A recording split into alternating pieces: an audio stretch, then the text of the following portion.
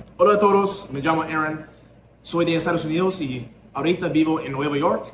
Y básicamente en este video voy a hablar un poco de español, pero también obviamente voy a hablar en inglés porque obviamente este video es sobre mi, no sé, mi camino de aprendizaje con español. Y básicamente, sin further ado, I'm gonna start talking in English. So what you can expect in this video is, first off, I'm gonna talk about a couple things. And that is, what we're gonna cover in this video is, am I fluent after 1,000 hours? Stay tuned. The answer is actually surprise you. The short answer is no, not even close. And then from there, I'm gonna talk about, but my Spanish has improved massively. And I will tell you that for sure. So basically what I'll be covering is my background, because I was not starting from zero. From there, I'm gonna tell you about what I can do, what I can't do, what I watched to go from 600 hours to 1,000 hours of input. And then from there, I think the problems with the Dreaming Spanish roadmap. And then from there, I'm gonna talk about my speaking experience. And I'm gonna try to speak a little bit more, because what I'm saying is that stuff isn't hard to say. You're like, okay, yeah, I'm from XYZ country now, you know, blah, blah, blah. But we're gonna have some real conversations in Spanish, or at least I'm gonna try, because this is gonna be a complete bombshell. But anyways, without further ado, let's go. This video is gonna be too edited because I want it to be very natural. I don't want people to make it seem like, you know, things are scripted, because it isn't. Right now on my computer, I do have basically like a layout of what I want to say, but there's bullet points. By the way, there are also going to be timestamps at the end if you want to skip to certain parts of the video. This is a video I recommend coming back to in the future because I think you might find some value from it. Now, the important thing is I did not start from zero. What is my background, okay? When I was first learning Spanish, I started learning when I was, I want to say, 8 years old, okay? But for context, when I was 8 years old, I was not doing anything crazy. I think I maybe had like 3 or 4 classes. I learned some very basic stuff like, you know, how to count from 1 to 10 and some colors, and that was it. And I thought it was too hard, and then after that, my mom took me out because I was being a baby, literally. Because I was, still am, but more a baby. So anyway, I wish I would have stuck with it, but, you know, when you're a kid, you don't know better. Long story short, I dropped out of it because that was too hard. And then when I got to middle school, in my school, they forced you to take a language in 7th grade and 8th grade.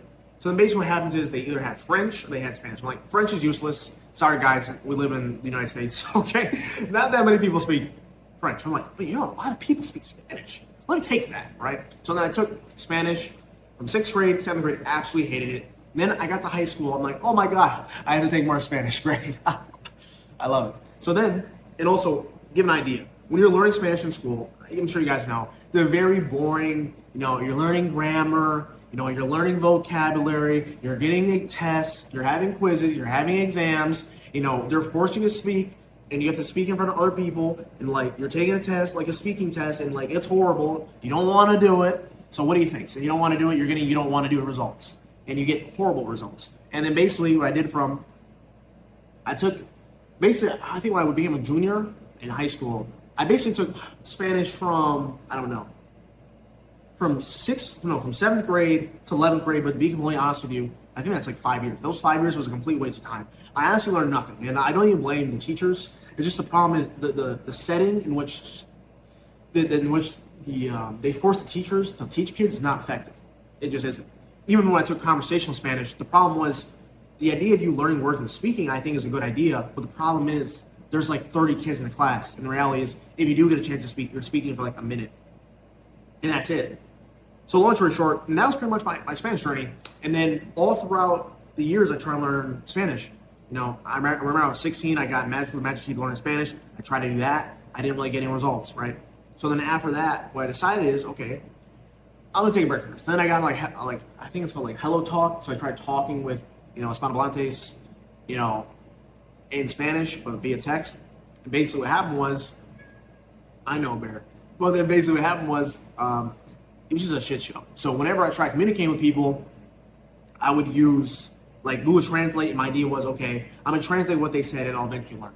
Long story short, it didn't work for me. So long story short, I stopped. And then after that, I came back about, I want to say a year ago to learning Spanish. And that's why I'm like, I'm gonna take it seriously. I was studying for 3 hours a day, but this is what I did. I went to Baselang. So using Baselang, for you guys don't know what Baselang is basically, it's basically a tutoring software where you have unlimited tutors for like $200 a month. And then from there, they also have their own curriculum, which I think that looking back at it, their curriculum was pretty good. So basically what I did was I looked at like all this stuff, but to be honest with you, I don't remember pretty much any of it.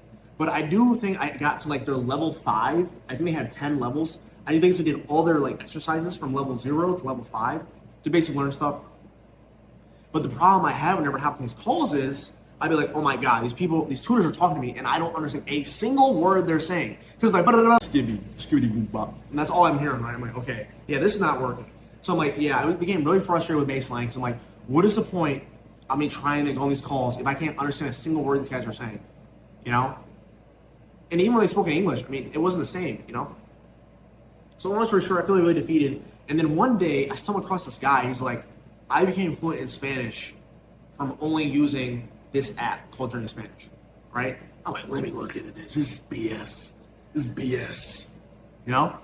And after that, I looked into it more, right?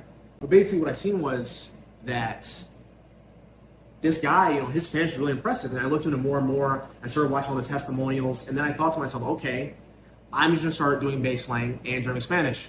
So then I'm gonna go on my computer soon and I'm gonna basically show you how it looked. I'm gonna pull it up real quick just to give you an exact idea on when I started.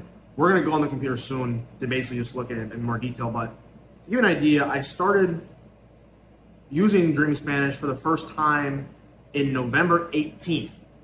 But I will say I didn't start using Dream Spanish seriously until January 1st. It just happened to be a coincidence. It has nothing to do with the new year at all. But then anyways, so what happened was I started using it. So basically I was using baseline and I was using Dream Spanish. And basically one time, then it basically occurred to me, I'm like, one day I was saying to myself, why don't I just go all in to Dream Spanish? I'm like, because I thought to myself, if I could do it all over again, I would go all in the Dream Spanish. And I said, but Aaron, you know, you can do it all over again whenever you want. I'm like, and then from then, I'm like, yep, me boy. And then after that, I went all in to Dream Spanish. And then that was on January 1st. It just happened to be January 1st, I think, something like that. And then basically from there, I started doing it 3 hours a day. Then eventually I scaled it up to 5 hours a day. No, I went from 3 hours a day to 4 hours a day to 5 hours a day to 6 hours a day. So eventually I realized 6 hours a day was like, okay, this is a little crazy. And then after I dropped down to 5 hours every day, and then I've been doing that now for months. So without further ado, that gives you some background. That's pretty much my entire Spanish journey. So that is my Spanish background, right? Now we're gonna talk about basically, talk a little bit about my speaking for like a little bit, okay? So basically I'm gonna talk about what I've been doing now. So I started speaking at 600 hours because if you look at the Dream Spanish roadmap, I'll put it on screen here. If you look at the Dream Spanish roadmap, Pablo says you can start speaking as early as 600. But like, he does suggest not speaking until 1,000 hours because they say that if you start speaking early, it's gonna inhibit your accent. We'll get to that later, okay? Don't worry about that. So I started speaking at 600 hours because when I started reading online, I heard from a lot of people that like, yeah, honestly, I wish I would have started speaking earlier. We'll get to that earlier. We'll get to that later, okay? But I'm gonna move on from that. So then basically from there, basically from 600 hours to 1,000 hours, I basically did, I'll put a screenshot on screen on my Worlds Across dashboard. And right now I have 42.5 hours inside of classes with Worlds Across, basically, I think over like a 3-month time span. So it's basically like one class a week. And then I really started ramping up this month because I was at like, once I got to 900 hours, I'm like, dude, there's not that much of a difference, honestly, between 900 hours and 1,000 hours for me personally. So there's that, right? Okay, so now we're gonna get into what can I do. We're gonna talk about listening, okay? So this part is gonna be broken up into like 4 sections. I'm just gonna be broken up into listening, movies, and like / media, speaking, and then we're gonna be talking about reading, okay? So for the first section, listening. I can understand a lot of Spanish, but I can understand a lot of Spanish, but I will say this. I can understand some names. To give you some context, I work with this guy who was from Costa Rica. And at this time, I want to say I had 600 hours. I also worked with a lot of Puerto Ricanos. And basically when I was working with them, what's the word? I cannot understand a single word. When I say not a single word, I mean not a single word. Now, 600 hours, like, okay, right, understandable. When they talk full pace, like full-blown pace, and then basically, I think I said to him, like, because this is the thing, the guy only spoke pretty much Spanish, and he spoke like broken English, you know? And I was at the point where I can understand, at 600 hours, I can really understand almost almost anything if it was like at an intermediate pace. So I think I said, actually no, I think I said, long story short, he started talking to me like this, and I was able to understand almost everything he said. And then to give you an idea, this is so crazy. I remember he literally needed help buying a car. This bro doesn't speak any English. So anyway, he's like, Aaron. By the way, he's saying all this in Spanish. He's like, yo, Aaron, I'm about to, I need help buying a car. Can you call this guy for me? I'll tell you what to say on the phone. And then from there, we set up the appointment. And then that was it, bro. It was crazy. He literally told me what to say in Spanish. I understood everything he said. And then I said it in English to the guy on the phone. I'm like, bro, this is crazy. This is like what I had 600 or like 700 hours, bro. And I was like, holy moly, bro. This is kind of crazy, And then also I want to say too, I didn't do any crosstalk. I know a lot of people, that's something that a lot of people do. I had I did 2 crosstalk classes. In a total, my grand total crosstalk was like literally 1 hour. So I just wanted to say that. And then from there, I'm going to talk about, I can understand some natives. Even now, so now with 1,000 hours, what can I do? I'll give you an idea. The other day I was in the doctor's office. And there's these 2 Mexicans talking between each other. These 2 Mexican ladies. I was in a waiting room. It was very quiet. So one was talking, but they were speaking in Spanish. Long story short, they were talking about how someone they knew got deported by ICE. And then long story short, they went there. ICE went to the guy's house, raided his house, destroyed his property. And then from there, proceeded to basically, terrorize him. And then they ended up hurting him severely badly to the point where they actually broke his arm. And I understood all of this. And they're talking about this in a waiting room. For the lack of a better way to say this, I'm going to say with a bunch of people that weren't Latino, if you understand what I'm saying. So, anyways, when they're saying this, I'm like, holy shit, bro. That's really messed up. I'm going to try to not be too vulgar because I don't know who's going to see this video, but the fact I could do that happened when I had about 950 hours. And when that happened, I was like, holy moly, bro, this Spanish stuff started to become real, bro, So long story short, I do want to talk about this.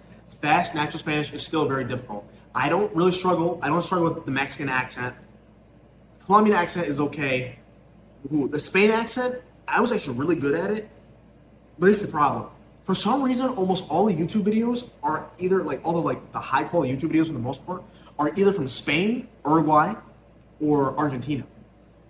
Y basicamente, por eso, sorry, sometimes this words just come out. Basicamente, sorry, I was trying to say basically and then basicamente at the same time. But basically, because I said that, I can't remember what I was going to say. Long story short, these accents are in a lot more videos. So unintentionally, I've been listening to a lot of Spain and the accent from those other countries. But long story short, Mexican, I've been focusing mainly on Mexican Spanish because what I found is, what I've noticed is when I started in the 600 hours, when I was thinking or I was trying to speak, I would say things with a Spain. What I'm saying is my accents would be mixed. And I'm like, dude, I don't want to sound like this, Because the problem too is I know a word in one country, but I don't know a word in another country, And I would say that's probably the biggest problem I have right now is, I don't know what anything is called. For example, if I were to go to a kitchen or something, I don't know what the majority of the items in the kitchen are called. I know the basic things like refrigerador y cosas así, pero nada más. Yeah, so that's pretty much it. What else we got? Yeah, fast Spanish is still difficult. So that brings me actually to TVs and movies.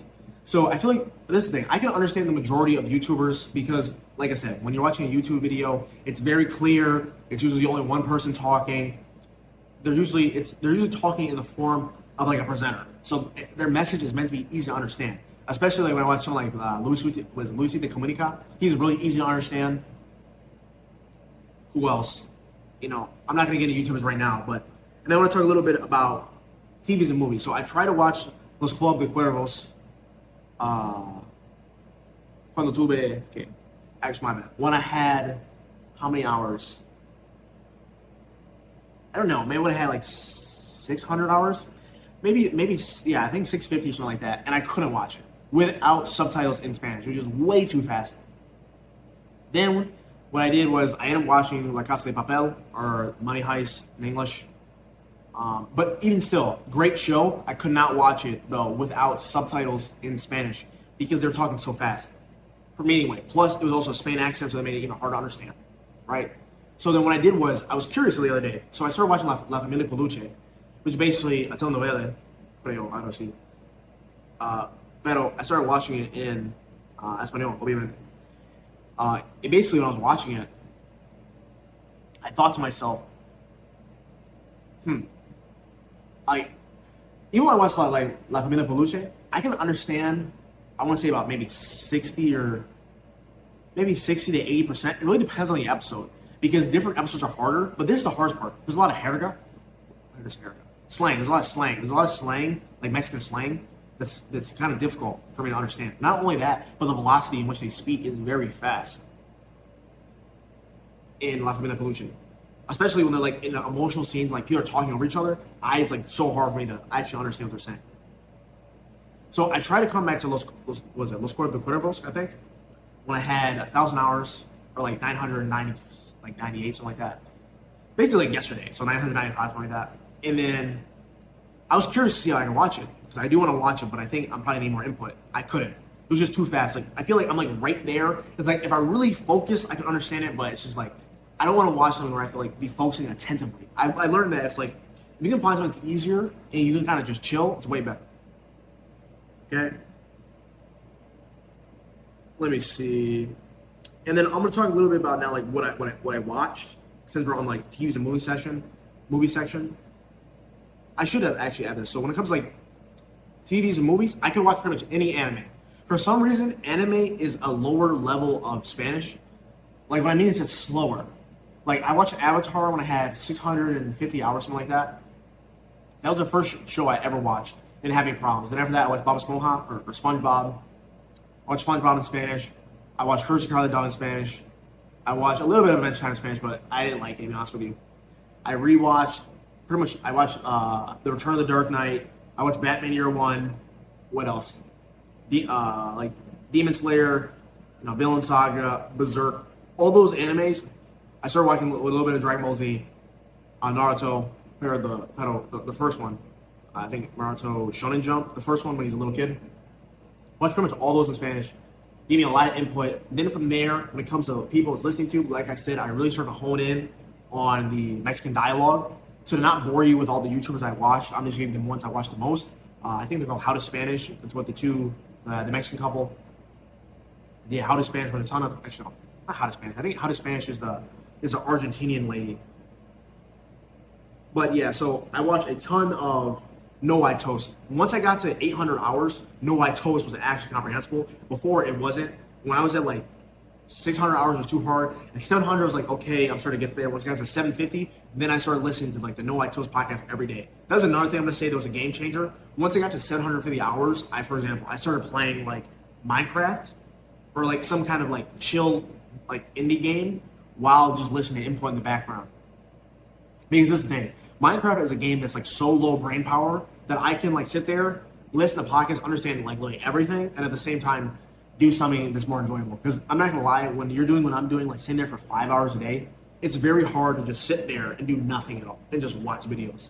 So me listening to podcasts or doing something like, for example, walking or driving or listening to a podcast was literally a game changer. Then from there, so No I Toast, How to Spanish, the Worlds Across podcast is gold. Obviously not a Mexican Spanish, not a Mexican podcast, but still very good. There's a guy named Pinwin, I think is how you say his name. He makes like these Minecraft videos where they're not Minecraft videos. He just does like, it's a playthrough. Like he's just playing the game. I forgot the word in English, to be honest. I don't even remember what it is in English. But he's just playing the game. And then from there, what's the word? You guys remember that from the Eric Andre show? That clip was hilarious. But anyways, so like for example, he has a video like called The Danger of Toxic Relationships. If you always feel siempre puedes volver, you can always return. You can always start from the beginning. I'm kind of pausing because I have to translate these subtitles into English. But basically, like the secret to be like more happy. He has videos like this. So I'll listen to his videos in the background as I'm playing like Minecraft. By the way, this guy's like Mexican Spanish. Another thing I did was I realized I need to start watching content about different kinds of things, because I was listening to a lot of like, for example, a lot of Martin. I forgot his name. What is it called? He makes gaming videos. Spanish Boost Gaming. That's it. I watch a lot of Spanish Boost Gaming. I subscribe to his Patreon. Like I said, I watch a lot of people like this. Andrea La Mexicana. I watch a lot of her. Hola Spanish. She really helped me, like, because in the beginning I didn't want to study grammar. So what I would do is I would listen to like grammar podcasts without actually like. So I'm not sitting there and like, okay, what is, for example, what is the subjunctive tense? Todavía tengo ni idea. I have no idea what the hell the subjunctive tense is. Nor do I really plan on looking at it, to be honest with you. But I know, I've heard Espanol from Juan. He's like, subjuntivo. He says it all the time, you know. Yeah, Luis de Comunica. How to learn Spanish. Yeah, because they have how to learn Spanish, they have how to Spanish. Same people. The Español Abuelo, that's called Franco. Franco is the owner of, I'm pretty sure he's the owner of World's Cross. So long story short, those are kind of the people I watch, right? Now, let me get into, oh my gosh, where'd my Google Doc go? Okay, so now we're talking about speaking. Obviously, yes, I can speak. I've been speaking off and on the entire video. But I'm going to say this. Speaking did not magically appear, okay? The World's Across Tours helped me a ton. Like I said, I started speaking when I got 600 hours. When I first had 600 hours, you can go back and watch my video when I had 600 hours. I like started speaking for the first time on camera. But I don't really feel like that video is a fair representation of what you can actually expect when you first start speaking. Especially because, like I said, I had most of the things I said in that video were all things that I actually already knew in the past, with maybe a little new, with maybe a little bit of new things. But the reality is, the majority of that stuff I actually did not learn from learning Spanish. So if I'm really looking at my when I was talking 600 hours, I virtually knew nothing. And I'm being completely honest. Like I'm saying, I didn't learn anything new. So it might appear to be impressive for someone speaking for the first time at 600 hours, but I'm just saying it's not an accurate representation, and I apologize if I misled anybody when they seen that video, because that was never my intention. I just really wanted to like excite people to method, you know. But anyways, like I said, at this point, I think I have 42.5 hours in class with World Cross. So from 600 hours to 1,000 hours, I spent 42.5 hours speaking, and that is why speaking is easier. And I'm going to get to that in a second on what the roadmap says about speaking. Like, this is the reality. I still, it's very difficult to turn passive knowledge into active knowledge. So this is the thing. According to the Dream Spanish roadmap, I think it says, like what? So I'm now at level 6. So it says on the roadmap, let me see here, that at this point I know 7,000 words. It says you're comfortable with daily conversation. So it says you know 7,000 words. I don't know if that's right. Maybe it's a little bit more, maybe it's a little bit less. I don't know. But that's what it says. So we're going to go off that baseline. And you know, I know 7,000 words, but if we're talking about 7,000 words are actually my active vocabulary, that is not existent. Okay? I want to make that very clear. As of now. But in el futuro, things are going to change. Okay? Now, when it comes to reading, oh, this is a huge thing. Speaking. I still get frustrated for words, and I make a ton of grammatical mistakes. Okay? Now we can move on to reading. Yes, I can read in Spanish. I want to say reading in Spanish was just as hard as speaking in Spanish. When I first got, I think, 600 hours, I tried to read. It was like my brain was working on overdrive. Because it's the thing, when you read, you're trying to pronounce the word in your head. But when I was trying to pronounce the word in my head, I knew I was saying it wrong. So I was like, okay, I'm going to take a break from reading. And if I do read, I'm only going to read with a tutor. So then what I started doing was I started reading on the Worlds Across. Only sometimes. I maybe have like 3 or 4, maybe 5 hours in total of reading, something like that. And I can now understand everything I read, even without pronouncing it like in my head or pronouncing it out loud. If I just look at the word, I can understand the message about 80% of things I read. What kind of things I've been reading? I've been reading like a lot of the BBC News in Espanol. So I've been reading a lot of that. And that's also been great for learning new words. A lot of new words in context. Also a lot of grammar structures.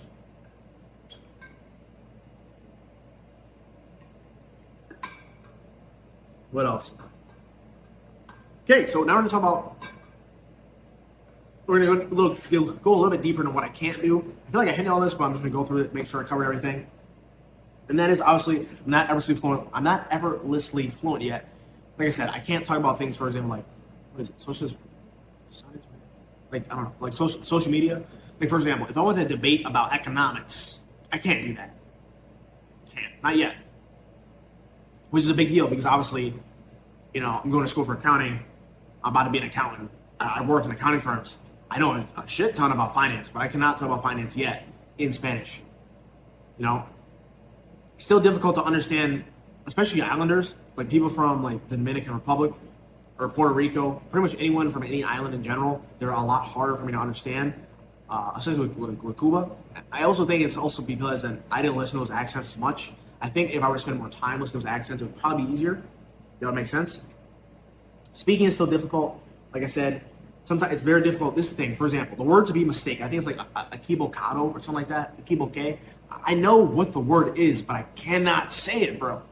You cannot say it. Like, I know what it is. If someone to say it, like, yes, that word means to make a mistake, but I don't know what it is. And, like, it's just so difficult. It's like you know words, but you can't say them. And that's another thing that's weird. It's like when you're saying something weird. I can't explain it. Like, I'll be speaking, I'm like, that sentence just sounds off. And it's like you start to develop, I will give compliment today, you start to develop like this detector that, for example, you can hear something in Spanish, you're like, that's not correct. And I can't even tell you why it's wrong, but it just sounds strange. Same thing with pronunciation. When I'm saying something wrong, I just know. Like, no one has to tell me, And the $1,000,000 question is, am I fluent? No. I said this several times, but I want to make it so clear. It depends on what you say fluent is. Can I communicate? Yes. Can I understand a lot? It depends on the subject. Can I function in Spanish? Day by day, poco a poco. Is it effortless? Creo que it depends on the topic. Definitely depends on the topic. Am I near native level comprehension? No. Not even close. And there's still a huge gap between my understanding and my speaking. Now we're going to go on my computer and we're going to talk about the Dreaming Spanish roadmap a little bit, okay? Actually, before I get into that, I'm going to do this first. I first want to talk about, before I start talking about the things I don't agree with about the Dreaming Spanish roadmap and Dreaming Spanish in general, let me just say this. I don't want this video to be misunderstood. Listen to me, mofo. I'm trying not to be vulgar, okay? Not too vulgar. I don't want this video to be understood. I love Dreaming Spanish. I'm grateful for everything they've done for me. I would not be the level I'm at now without them. But, a big but, there's a lot of things I think are just marketing tactics. I'm going to get into that in a second. Now, I'm going to say this. 1,000 hours gave me a huge foundation. Because this is what happens. After you have a ton of input, you know a ton of words. So when you're trying to learn a word, it's very easy. What I'm saying is, if you've already heard a word hundreds of times, you already know what it means, it's super easy. Like, what I'm saying is, saying it for the first time is very difficult. But once you say it once, it's almost like you unlock the word. Cat keeps meowing. I have no idea where he is. Okay, now, I'm going to talk about my criticisms with the roadmap. Let me make this very clear. I'm talking about the things I don't agree with on the Dreaming Spanish roadmap. Not comprehensible input. Not comprehensible input. The Dreaming Spanish roadmap. So now, we're going to go on the computer. I'll see you there. I can't believe it. To look at this feels so good. Oh my God. 1,000 hours. Oh my God. 1,000. I never thought we'd do it, bro. Voy a llorar. Okay, so as you can see here, on November 18th, this is my first day ever. And then I kind of stopped. But then if you notice, I got locked in towards December. And then I really locked in January. Like I said, just a coincidence. But now I do want to talk a little bit about this roadmap. Before we talk about, so I'm going to talk about the roadmap real quick. So I'm level 6 now, but before we get into that, I want to talk about level 5. Because in order to understand level 6, you have to understand level 5. So basically, to give you the real quick recap of level 5, it basically says that during level 5, you're going to understand, basically it says this right here. I'm going to tell you this right here, this is complete BS. As soon as I got to level 5, I'm like, this is not true. It says you can understand people when they speak directly to you. They won't need adaptive speech for you. I'm telling you, even at 1,000 hours now, I still can't understand a lot of people. And they still have to adapt their speech for me. And I have 1,000 hours of input. And I'll say this too, there's also a big comma. It also depends on where they're from. But for a lot of people I met, I want to say it's 50-50. 50% of the time, I can understand everything they say when they speak to me directly. The other 50% of the time, I can't understand anything. I can also say this. It could also be the context in which I'm meeting them. Because, for example, when I'm meeting a tutor, I have no problem. I can understand everything they say. But if I'm meeting a normal, hispanohablante, es mucho más difícil para entenderlos. So, yeah. Where else? Says yes. I even now understanding conversation between natives is still hard. Like I said, I did obviously give that example when I was in the doctor's office and I can understand them. Yeah. What you need to do now, listen a lot, blah blah blah. This is the part. This is a million hours. It says at this point you're gonna be finishing up the grammar. I'll tell you that right there. For me, that is not true at all, because that would mean basically from 600 hours to 1,000 hours, it's 400 hours. I would be technically, according to Dream Spanish Roadmap, should be learning the grammar things. But this is the thing. I think I'll pull the exact number, but I don't know. I'm actually not going to do that. But I think there's a lot of tenses in Spanish. And this is the thing. For example, I know the subjunctive exists, right? Because the only reason why I know what it is because one day I accidentally read it, like, for example, so I kept on saying like tenga, tenga, tenga. I'm like, what the hell is tenga? Or like pueda. And then after that, I seen like, oh, guys, that's a subjunctive. But what I'm saying is I never knew what that was because the subjunctive doesn't exist in English, right? And I was going to say this too, okay? So I want to tell you what I've learned. From doing, I've been doing like a mix. My learning is 95% comprehensible input, 5% grammar, okay? So of the grammar I did, I learned the pretérito, el imperfecto, y qué más. Y también, obviamente, el presento. So I know the present tense, the imperfecto, y el pretérito. Y nada más.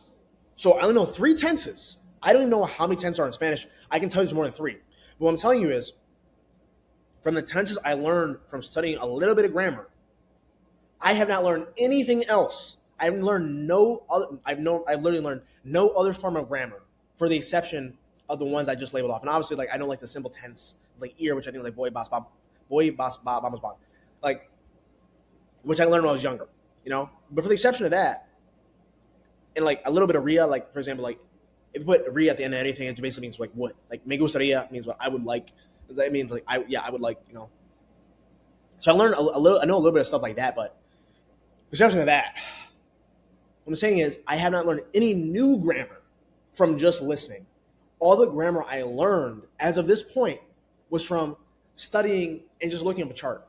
So I wanted to say that's the first thing I don't really necessarily 100% agree with. All right, so now let's look at level 6. And I'm just going to tell you what it says. It says at this point, you're conversationally fluent. Conversationally fluent.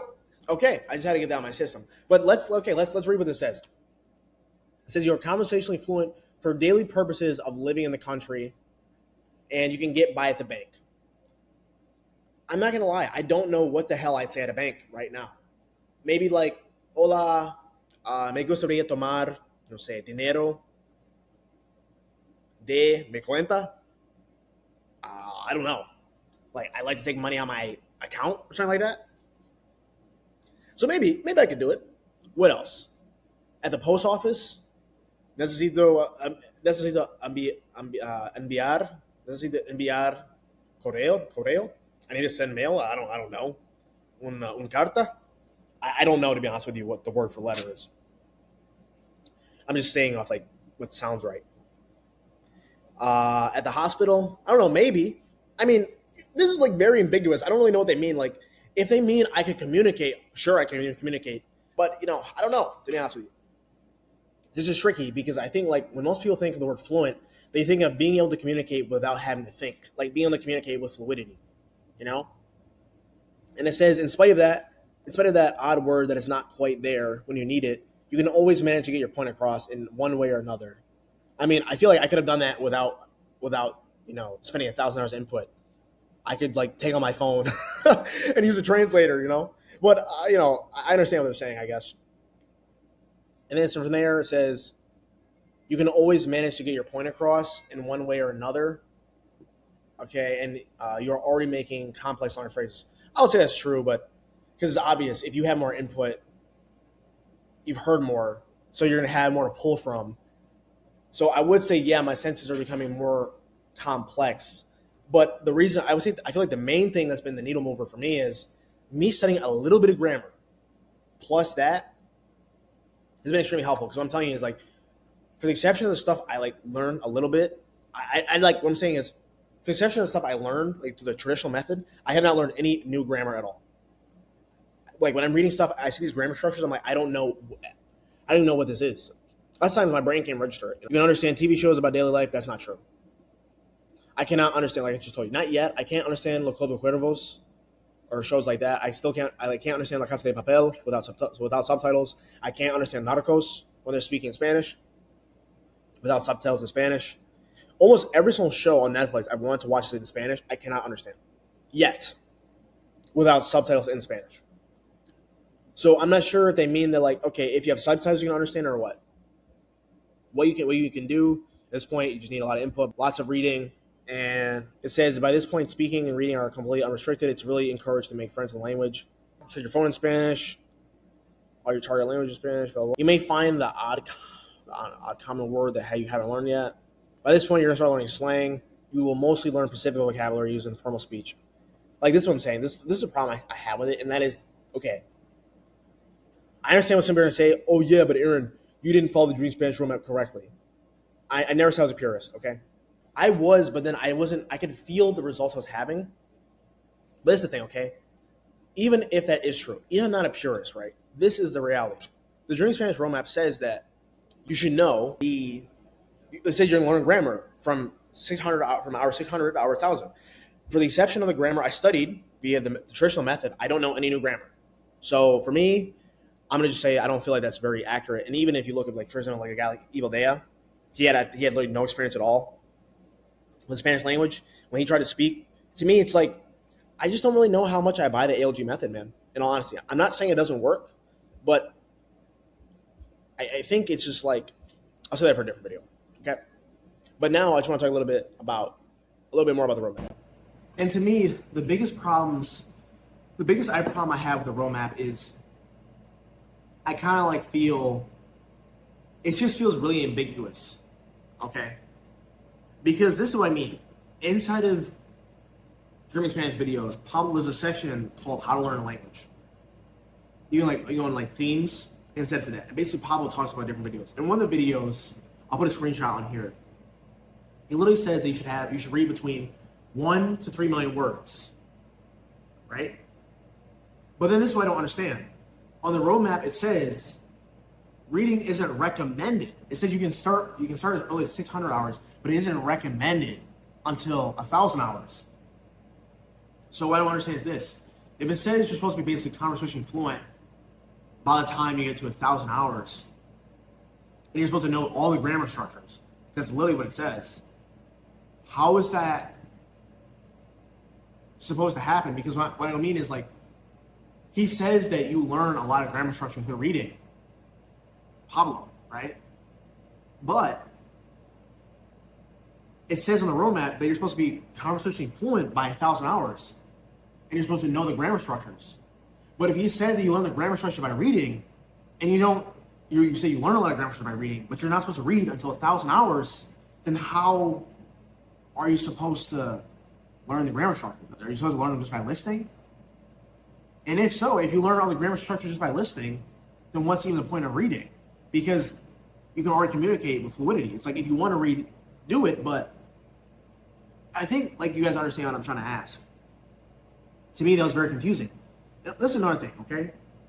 So he says that you need between 1 to 3 million words. What is it? Is it 1 million words or is it 3 million words? Because that's a massive difference.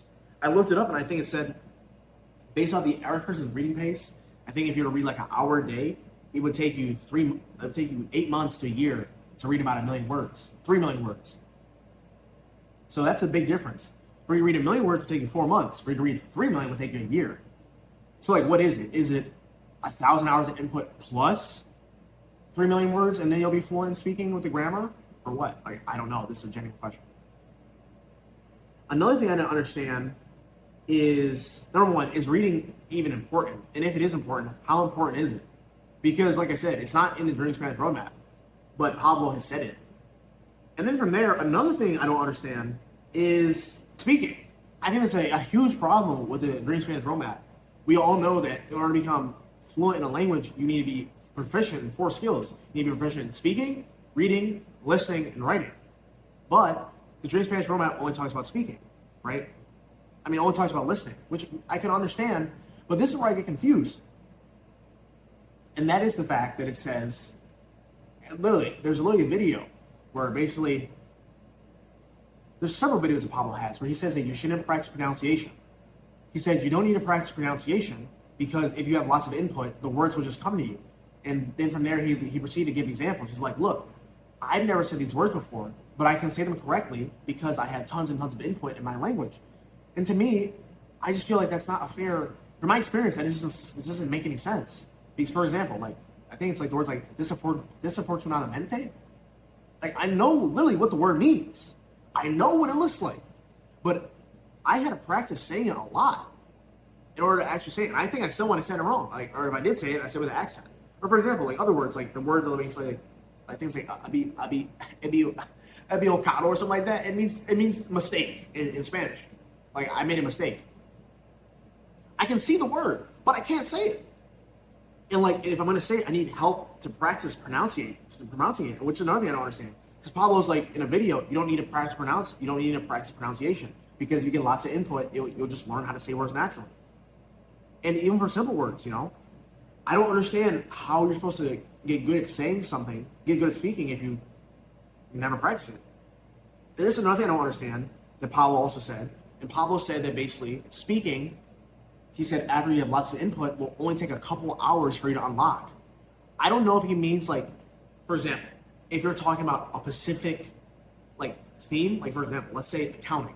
If I spend a couple of hours talking about just accounting, after getting a ton of input, then it will come naturally. I'm not sure if he meant that, but I'm pretty sure what he meant is literally, when I think you're talking about his journey with Thai, I'll try to put the videos below in the description so you can watch them. But in these videos, like he literally said, if I understood him correctly, he's like, yeah, after a couple hours of me, because he said he had 2,000 hours, I think, 2,000 hours of input after learning Thai. But also, I want to add this. People are going to say, oh yeah, but it's 2,000 hours. This is the thing. Spanish and Thai are complete opposites. So because of that, you need way more input.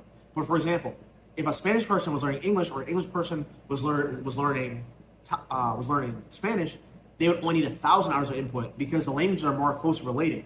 But if you're trying to learn something like Japanese or Chinese and you're an English native speaker, you're going to need double the input that you would need for a language like French, Portuguese, Italian, or Spanish because it's completely different than your normal language. So then that was another thing I didn't really understand that he said. Now this is the thing I want to talk about too. I want to make this very clear. And that is just like, it would be very helpful if this German Spanish roadmap was more clear about speaking and reading and even writing. I feel like writing and speaking kind of come hand in hand. But still, it would be nice to know. I mainly want to know more, I want to know the most about speaking. And then from there, like I said, the reason why speaking is so easy for me now is because I have 50 hours of input. 50 hours of speaking practice. That's why it's a lot easier now. Because I have like 42 hours in Rosa Cross, and I also have time with ChatGPT. I'm not sure how much time I spend with ChatGPT, but for example, when I'm driving, I'll talk for like 15 or 20 minutes so I can practice saying certain things.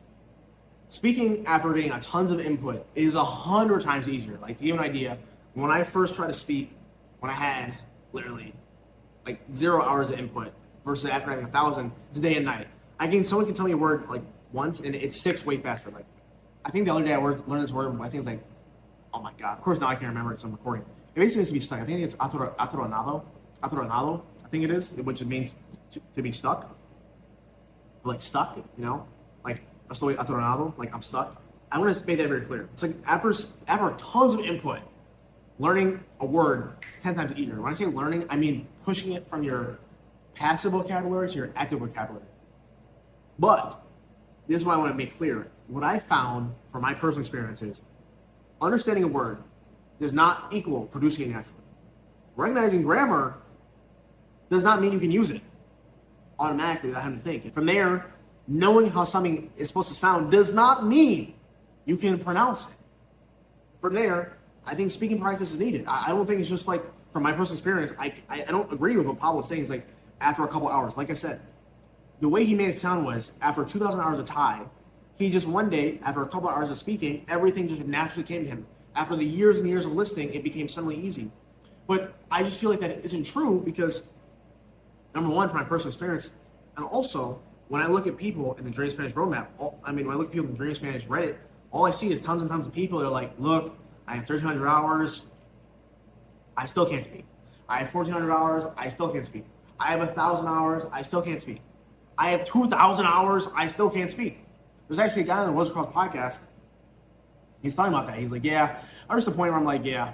Because this is the thing, there's this big misconception, I think it's a misconception. It's how the Dream Spanish community, it's like, oh, all you need is more input. Just need more input, you need more input. Pablo even said it himself, it's like, if you're trying to speak, it's because you need more input. And the reality is like, if you already have a giant passive vocabulary, you have to just activate it. You know, I don't think there's any avoiding it. And this is where I want to get to. And that is, this was like one of the biggest things that really gave me an aha moment.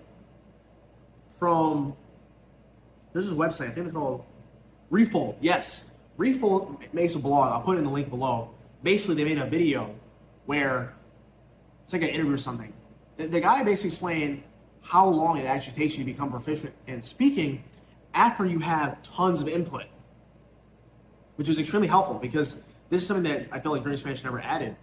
And basically what the guy said is like, okay, after you have a tons of input in a language, and then from there he also goes on, like, for example, is the language similar or is it different? So if it's similar, like for example, for me, Spanish is similar to English, he's like, realistically, this is the thing. And from 0 hours to 50 hours, there's a noticeable difference. You can now communicate. You might still need to translate words every once in a while in like English, but you're good. He said at 100 hours, you almost don't need to speak in your native language. You don't need to speak in your mother language at all. You can communicate entirely in the foreign language that you learn.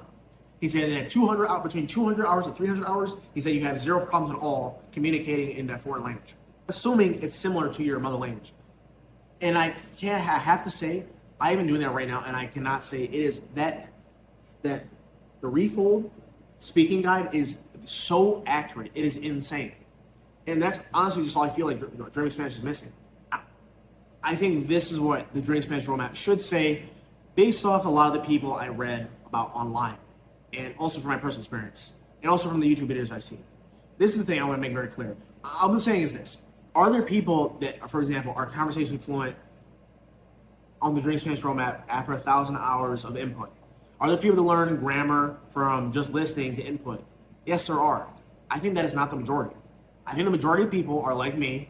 They have thousands of hours. They have 1,000 hours of input. They get to 1,000 hours of input. They're super excited to speak. And what they realize is they don't know any grammar. Now, for the exception of the stuff I learned through studying the traditional method, I do not know any grammar. I don't know like anything else. Like for example, if I want to say a certain thing, like this is the thing. I was going to say like, yeah, but the problem is if you're learning through the traditional method, you're not going to know what it's called. And say you don't know what it's called, then it's fair to say you don't know what it is. And I do think that's a fair argument. But what I mean is, you can listen to someone speak. So for example, if someone wants to say like, I was walking my dog and then they were hit by a car, that does require natural conjugation. It might be difficult to do that. Now, obviously, people can say, well, translating is a different skill. I do understand that. But what I'm saying is, for me, it's still difficult to make like advanced, to make like, to speak. I don't really think there's much more to say to it. So this is all I think the Dream Spanish roadmap should say.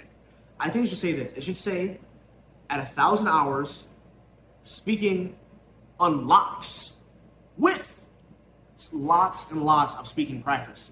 To me, that is a much more fair statement to say, because this is the thing. If someone only practices for 5 hours and they can then unlock all their passive vocabulary, great. They're a very small percentage of people.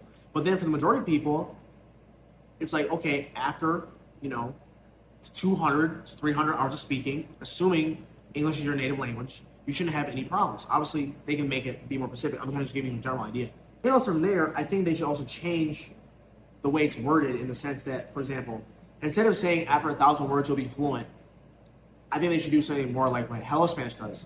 Hello Spanish says it's to improve your listening comprehension and your vocabulary, which to me, if Dreaming Spanish were to make that statement, is a much more fair thing to say, in my personal opinion, just based on my experience. And that's exactly what input did for me.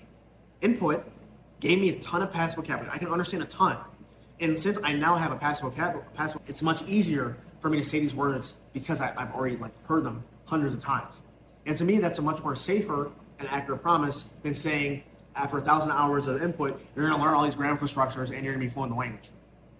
Now, I make this very clear. I'm not saying that people can't become fluent from only listening, but from my personal experience, and what I've heard from a lot of other people, if that ever is going to happen, and that I don't think it's possible for the majority of people after 1,000 hours to learn all the grammar structures and to be able to speak without problems after only 1,000 hours, just to me seems very unrealistic. I think if they were saying like 3,000 hours, to me that's more believable, because I can tell you right now from where I'm at with just 1,000 hours, for the exception, like I said, for the exception of the vocabulary I learned in the traditional method, I don't know anything else. Now, I don't know if people are going to say, but Aaron, you didn't follow the roadmap. I already hinted on this a little bit, but I want to make it very clear. Yes, I already know this comment's coming, and even though I may make this video, I know people aren't going to watch the entire video. This video is going to be very long. This is the thing. I studied some grammar, okay? If you look at when I was younger, obviously I studied grammar, and then also, since I started using Worlds Across, I maybe spent 5 hours studying grammar, and like, even still, that was it. And then, yes, like I said, I'm not a Dream Spanish purist, but all I'm saying is, what Dream Spanish really helped me with is help me with listening. It did not, I feel like as of now, I did not learn any grammar from listening. That's another problem. The problem is when you don't understand grammar, you don't realize how much you misunderstand. Like, I remember, for example, when I first learned like estaba, or like the imperfect tense, all this time, I thought I was understanding a message. And then the difference between like the preterite and then the past tense completely changes the meaning of the message. Now, obviously, people are going to say that, well, the whole point of comprehensible input is just to understand the main message, which is obviously true. But what I'm saying is, the problem is your brain can be creating false meanings, and you're not aware of it, which is, I think, the one danger with comprehensible input. So I want to make this very clear. Overall, my overall opinion on Dream Spanish, I love you guys. I know that this video is never going to be on the Dream Spanish website because it's kind of critical, but I'm extremely grateful for it. I would not be speaking Spanish right now if it wasn't for the Dream Spanish roadmap. I would still recommend the comprehensible input 100%. Would I do 1,000 hours over again? Yes. Would I start speaking again at 600 hours again? Yes. I would not wait until 1,000 hours. Dream Spanish has changed my life. It really has, in ways more than just Spanish. It changed my perspective on the world. It's gave me more confidence. My only main criticism is just the roadmap. And to me, it just kind of feels like a marketing tactic, and that's about it. I want to make this very clear. I think I love Dream Spanish. I think Paulo's an amazing guy. He's made an amazing library where people can learn a language anywhere in the world for no cost. You don't have to pay for Dream Spanish. You choose to, My only main criticism is just that there's really no clarity on what it means to be like on speaking, reading, and grammar, in my humble opinion. And that's it. So to make this totally clear, am I fluent? No. Can I speak a little bit? Can I understand a lot? It depends. Can I watch Spanish content? I can understand 90% of Spanish YouTubers.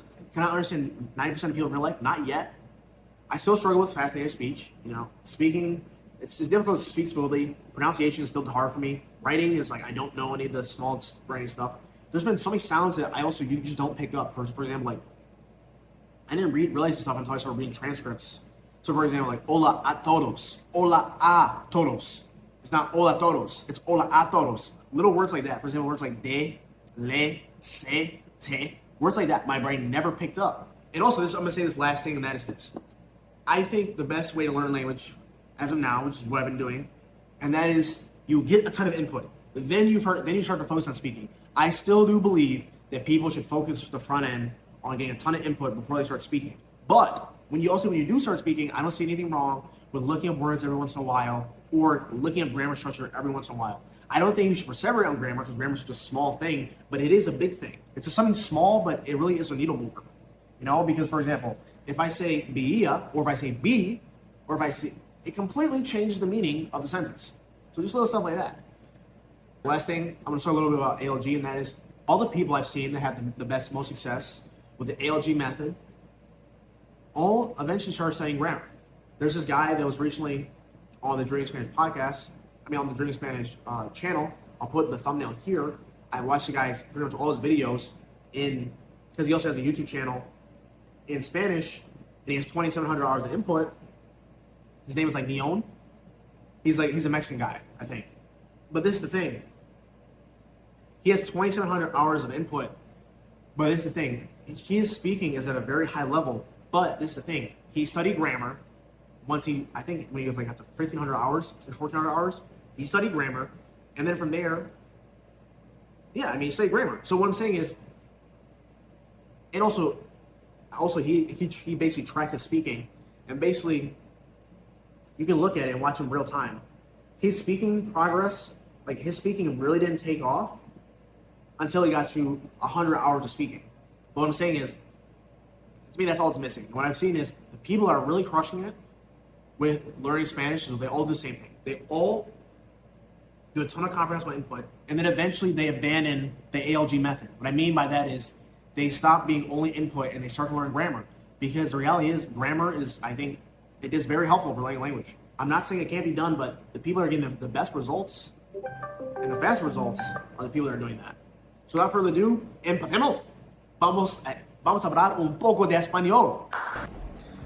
Ok, pues ahorita estoy sentado en mi sofá y no puedo creerlo. Muchachos, pues estoy muy contento para hablar con ellos, con ustedes. Obviamente estoy aquí no sé la palabra por, creo que salón. Creo que salón significa living room en inglés, pero no lo sé. Pero ahorita estoy sentado en mi sofá y, ser honesto, tengo ni idea que voy a hablar en este video, porque ya dije mucho. Pero no sé. Entonces,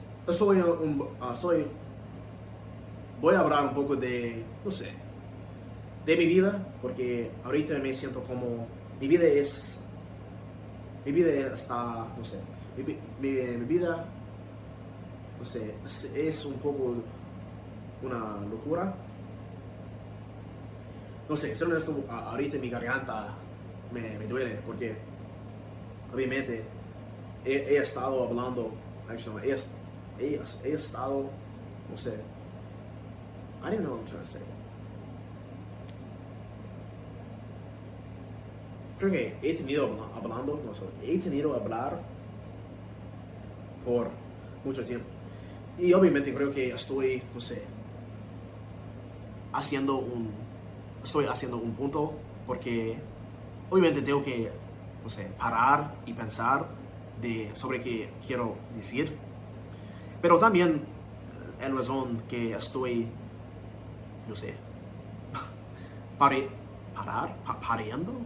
pareando es porque no tengo que decir.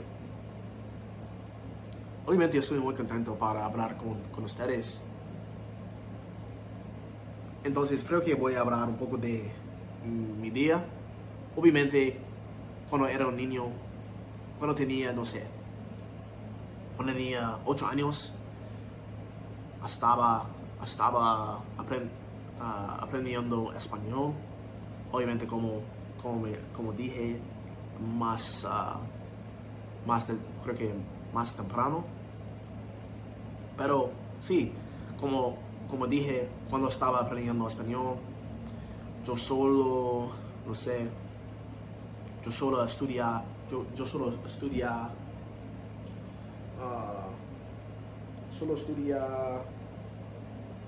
por ejemplo, cosas muy básicas, por ejemplo,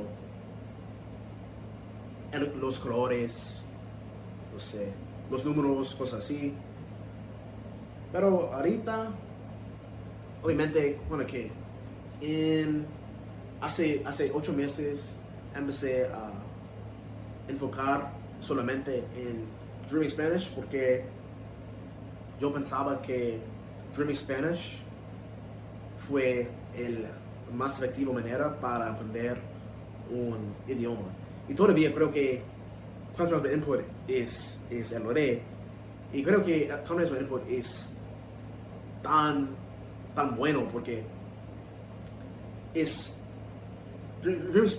Content Input es súper fácil. Y creo que la más importante cosa para aprender cualquier cosa es, la cosa tiene que, no sé, ser fácil. Porque cuando algo es más difícil, obviamente una persona es más o menos para hacerlo. Porque los humanos solo quieren hacer la más fácil cosa en general. Obviamente hay algunas personas como David Goggins y personas así. Y creo que personas como él son un poco locos, pero en este mundo nosotros necesitamos gente como ellos, como él, porque ellos, no sé, creo que mostrarnos que es posible. Y no quiero, no sé, toot my own horn, pero creo que en un poco, estoy un poco de David Goggins en la manera que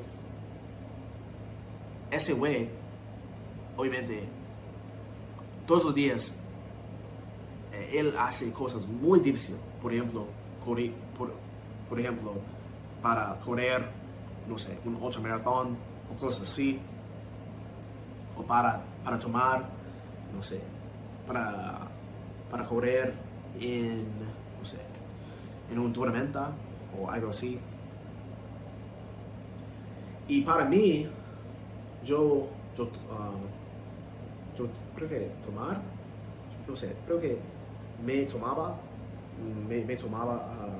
inspiración de personas como él. Y por eso yo decidía para hacer 5 horas de escuchar a español todos los días. De ser honesto, hubo muchos días muy difíciles o muy duro. Es una mejor manera para decirlo. Muchos días, I don't even know what I'm saying. Muchos días fue muy duro para mí.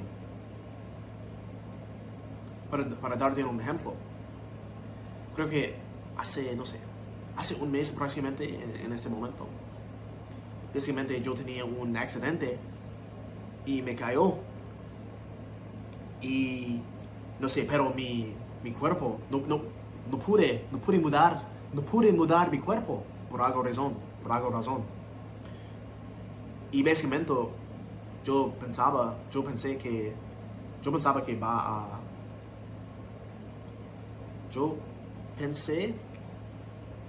pensé que iba a morir, creo. Sí, pensé que iba a morir porque no pude sentir mi cuerpo. Todo mi cuerpo estaba, no sé, temblando. ¿Sabes el sentimiento? Creo que el sentimiento cuando por ejemplo, tu brazo está durmiendo. Fue como eso, pero en todo mi cuerpo. Y básicamente tenía parálisis.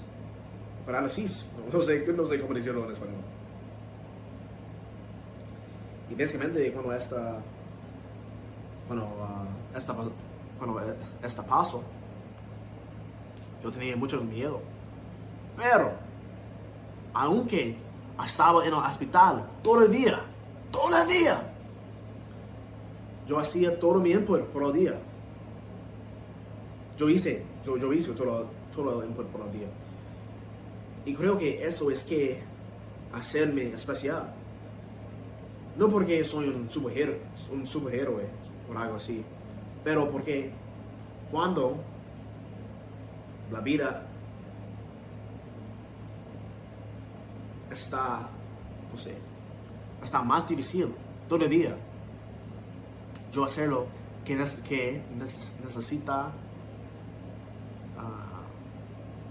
pasar. Yo necesito, what is it? algo que necesito hacer. Like I do what I need to do, you know? Y sí, ahorita no tengo muchas más palabras para decir. Estoy muy cansado ahorita para ser honesto, porque hablaba todo el día y ahorita no sé, son las 8 en la tarde. Y hoy fui a trabajar y cosas así.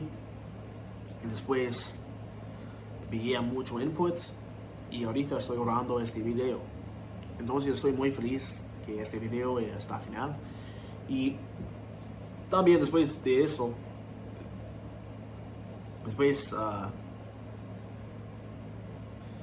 no sé, después de eso, todavía tengo que, creo que editar este video.